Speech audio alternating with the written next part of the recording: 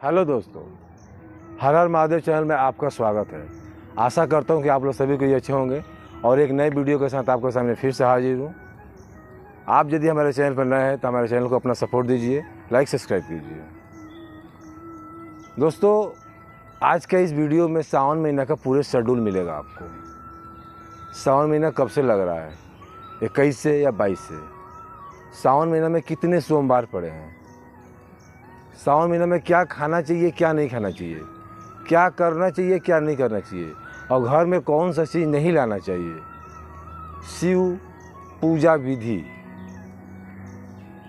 और वीडियो के लास्ट में 2 ऐसा चीज़ के नाम बताऊंगा जो खाने से शरीर तो बलवान होगा ही, प्लस 2 चमत्कार भी होगा। तो वीडियो में अंत जुड़ रहे हैं। वीडियो को स्किप करके मत देखिएगा, पूरा देखिएगा। तो आइए शुरू करते हैं। दोस्तों, सावन महीना 22 जुलाई से प्रारंभ हो रही है। 22 जुलाई को पहला सोमवार पड़ा है और पूरे महीना में कुल 5 सोमवार पड़े हैं सावन में। तो कोई भी विधि ना छोड़ें, कोई भी कसर ना छोड़ें। महादेव को खुश करने का पूरा एक एक इंतजाम कर लीजिए। आपके पास अब टाइम नहीं है।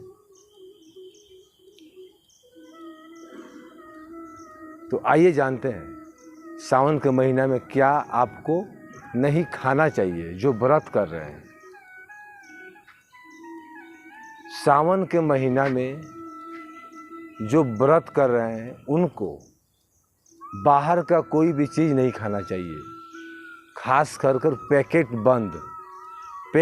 बंद जो सामान होते हैं। पैकेट में लहसुन प्याज का अंश होता है।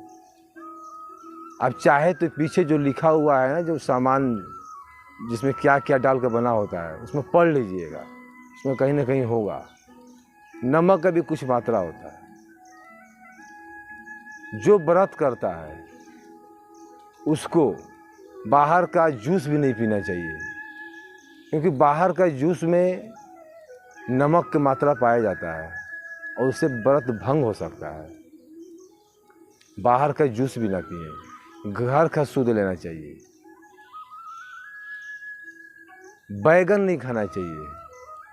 यदि आपके घर में बैगन या पालक है तो आज ही उसे निकाल फेंकिए, क्योंकि इससे भगवान शिव क्रोधित हो जाते हैं। बैगन अशुभ माना जाता है।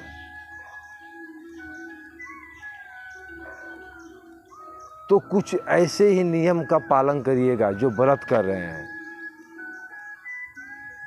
सावन के महीना में हरी सब्जियां नहीं खानी चाहिए, क्योंकि सावन के महीना में बरसात का जो पानी होता है उससे हरियाली आ जाती है।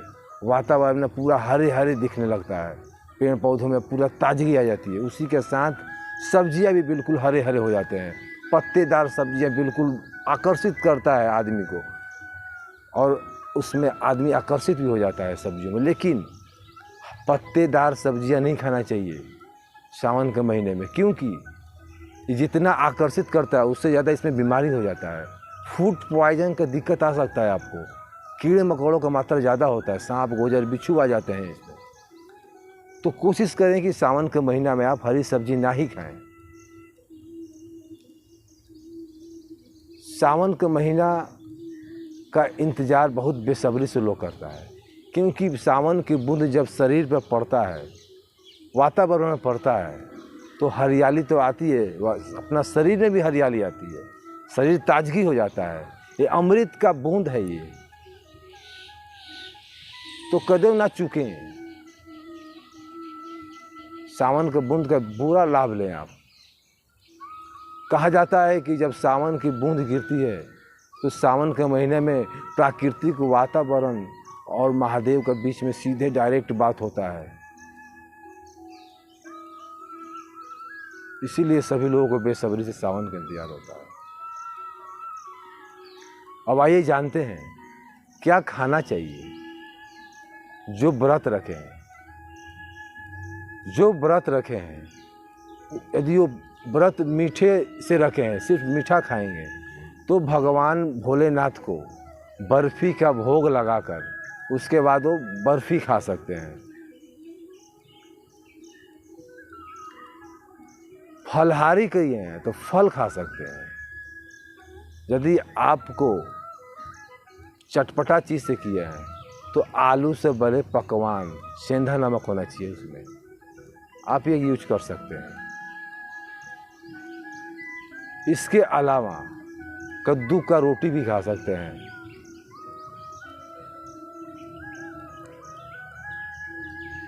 विशेष ध्यान दें खाने पीने का, इससे एक एक चीज़ को बारीकी से देखें। यदि आटा आप यूज कर रहे हैं तो आटा में देखना कीड़े ना हो, पुराने आटा में कीड़े लग जाता है, इससे पूजा भंग हो जाता है।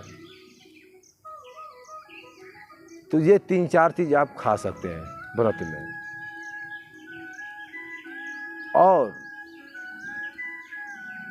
जो व्रत किया हुआ है, 1-2 ऐसे और भी चीज़ हैं जो उनको नहीं खाना चाहिए, जैसे दूध और हल्दी मिलाकर यूज ना करें, बेसन, मैदा, सत्तू, इन सब चीज़ों का सेवन ना करें। इस सब चीज़ का सेवन नहीं करना चाहिए।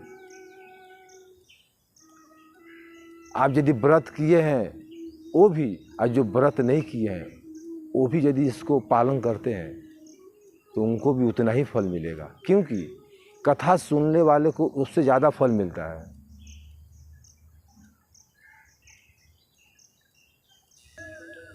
क्योंकि जो आदमी व्रत करता है, यदि वो कथा कहवाता है तो कथा जो कहवाता है उसको तो फल मिलता ही है, लेकिन जो कथा सुनने आता है उसको उससे 2 गुना ज़्यादा फल मिलता है। तो दोनों ही आदमी, जो व्रत किया है वो भी, जो नहीं किया वो भी, दोनों ही चीज़ को पालन करें। आइए अब जानते हैं कि शिवलिंग पर क्या नहीं चढ़ाना चाहिए। शिवलिंग पे तुलसी, हल्दी और सिंदूर, ये 3 चीज़ इकट्ठे नहीं चढ़ाना चाहिए। इससे भगवान शिव क्रोधित हो जाते हैं। केतकी का फूल, नारियल का पानी, शंख में जल भर के, इन सब चीज़ से पूजा नहीं करना चाहिए महादेव को। केतकी के फूल से सख्त नफरत करते हैं, क्योंकि केतकी का फूल ब्रह्मा जी के झूठ में साथ दिया था। केतकी का फूल को पसंद नहीं करते। भगवान शिव क्रोधित हो जाते हैं केतकी के फूल से, कहते ना चढ़ाएं। नारियल का पानी भी ना चढ़ाएं, शंख में जल भर कर ना चढ़ाएं। कुछ ऐसे ही चीज़ का ध्यान दीजिएगा, इससे भगवान शिव क्रोधित हो जाते हैं। दुष्प्रभाव पड़ सकता है आपके ऊपर, क्योंकि जितना ही ज़्यादा बढ़िया फल देते हैं महादेव, यदि उनका क्रोध आ गया तो वो विनाशकारी होता है। इनके क्रोध से बचें। महादेव का क्रोध बहुत ही भयंकर होता है। शाम के समय शिवलिंग पर जल ना चढ़ाएं। दूध और पानी मिलाकर शिव अभिषेक ना करें, इससे मिक्स फल ही मिलेगा आपको।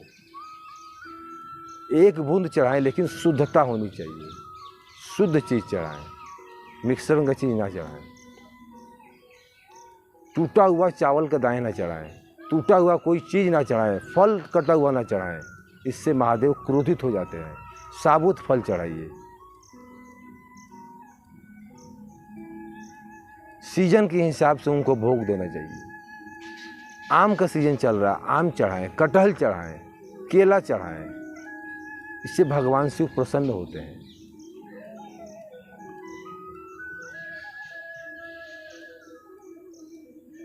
ये कुछ पूजन विधि था। कलसे में जल रखते हैं हम लोग पूजा घर में। सभी के मन में विचार आता है उस जल को क्या करें। वो जल बहुत प्रभावशाली जल होता है, उसमें बहुत शक्तियाँ होती है। आप उस जल को यदि आप यूज नहीं करना चाहते हो तो किसी पौधे में डाल दीजिए, लेकिन इसके फायदे बता दूं। यदि इस जल को पिया जाए तो शरीर में रोगों का विनाश करेगा, रोगों का विनाश कर देगा ये जल। थोड़ा थोड़ा जल सारे परिवार में दें, घरों में छिड़काव करें, नकारात्मक ऊर्जा बाहर जाती है। बहुत ही पावरफुल जल होता है ये लोटे का जो होता है। इस छोटे छोटे चीज़ को ध्यान दें। भगवान शिव प्रसन्न होते हैं। कहा जाता है ये महीना कांवरियों का भी है। भगवान परशुराम ने सबसे पहले कांवर यात्रा शुरू की थी भगवान शिव को प्रसन्न करने के लिए। तो भगवान शिव कांवर यात्रा से भी प्रसन्न होते हैं। कांवर यात्रा करें। कांवर यात्रा से भगवान शिव प्रसन्न होते हैं। भगवान शिव को प्रसन्न करने का बहुत उपाय है। अब कोई भी उपाय कर लें, भगवान शिव प्रसन्न होंगे। और भगवान शिव को जब भी जल चढ़ाएं तो पीतल का बर्तन लोटा जो होता है ना, वो शुभ माना गया है। पीतल के लोटा में चढ़ाएं, इससे भगवान शिव प्रसन्न होते हैं। अब उन दो चीज के नाम बताता हूँ जो शिवलिंग पर से उठा के आप खा लेंगे तो आपका शरीर तो पहलवान जैसे हो ही जाएगा, बर्ज हो ही जाएगा, लेकिन चमत्कार भी होगा, कामों काज में उन्नति होगा, बरकत होगा। पहला चीज धतूरा। सावन के महीने में शिवलिंग पर चढ़ा धतूरा यदि आप खा लेते हैं, थोड़ा सा, ज़्यादा नहीं, थोड़ा सा, क्योंकि जब विष पान किए थे महादेव उस समय उनको भी बौखलाहट हो गई थी, तो उनको शांत करने के लिए धतूरा दिया गया था। धतूरों को बनाकर बढ़िया से दिया गया था, तब महादेव जी शांत हुए थे। तो धतूरा खा लें, थोड़ा सा, ज़्यादा नहीं। चमत्कार ही चमत्कार होगा, शरीर तो बलवान होगा, प्लस आमदनी बरकत होगी आपको। शिवलिंग पर चढ़ा बेल खा लें, उससे भी आपको काफ़ी लाभ होगा। ये दो चीज़ ऐसे हैं जो शिवलिंग पर उठा के खा लेना चाहिए सावन के महीने में।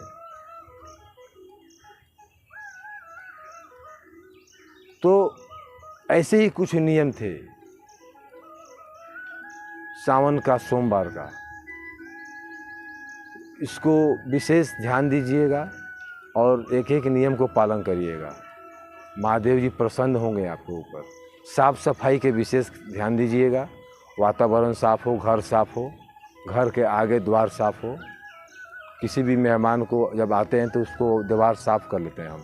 तो महादेव जी तो साक्षात भगवान है, इनका स्वागत के लिए आप अपना द्वार भी साफ कर लीजिए। इस वीडियो में इतना ही, फिर मिलते हैं अगले वीडियो से। वीडियो पसंद आया हो तो लाइक सब्सक्राइब कीजिएगा। हर हर महादेव।